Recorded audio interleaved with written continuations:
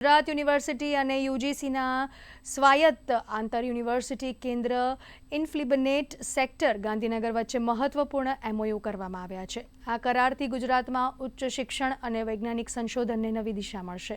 આ કરાર હેઠળ ગુજરાત યુનિવર્સિટી દ્વારા ઇન્ફ્લિબનેટને સત્તાવાર રિસર્ચ સેન્ટર તરીકે માન્યતા આપવામાં આવી છે। કુલપતિ જગદીશ જોશીએ જણાવ્યું હતું કે હવે ઇન્ફ્લિબનેટ ખાતે કાર્યરત વૈજ્ઞાનિકોના માર્ગદર્શન હેઠળ સંશોધકો પીએચડી કરી શકશે અને તેની ડિગ્રી ગુજરાત યુનિવર્સિટી દ્વારા એનાયત કરવામાં આવશે। એમઓયુ હેઠળ મુખ્યત્વે લાઇબ્રેરી એન્ડ ઇન્ફોર્મેશન સાયન્સ તથા computer science and information technology ક્ષેત્રમાં સંશોધન થશે।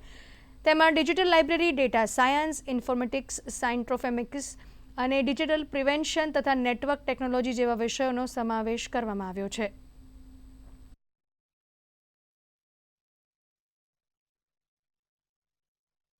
ગુજરાત યુનિવર્સિટી ઇન્ફ્લિબનેટ સેન્ટરને એના રિકોગ્નાઇઝ સેન્ટર તરીકે માન્યતા આપી રહ્યું છે।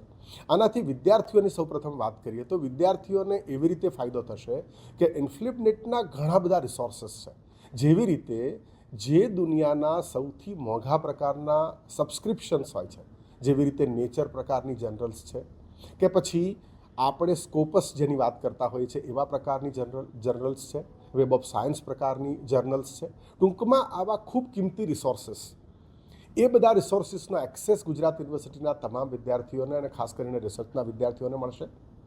એની સાથે સાથે શોધગંગા નામનો જે ઇન્ફ્લિબનેટનો બહુ મોટો પ્રકલ્પ છે, એમાં ગુજરાતના વિદ્યાર્થીઓ, ગુજરાત યુનિવર્સિટીના વિદ્યાર્થીઓ પોતાનું યોગદાન એનો સ્ટડી કરીને કેવી રીતે આ મેટા ડેટા ક્રિએટ થાય છે, કેવી રીતે આ પ્રકારની રિપોઝિટરીઝ બને છે, બાકી આખા દુનિયાને એનો એક્સેસ છે, પણ એ પ્રક્રિયા શું છે અને કેવી રીતે થાય એ શીખવામાં ફાયદો મળશે।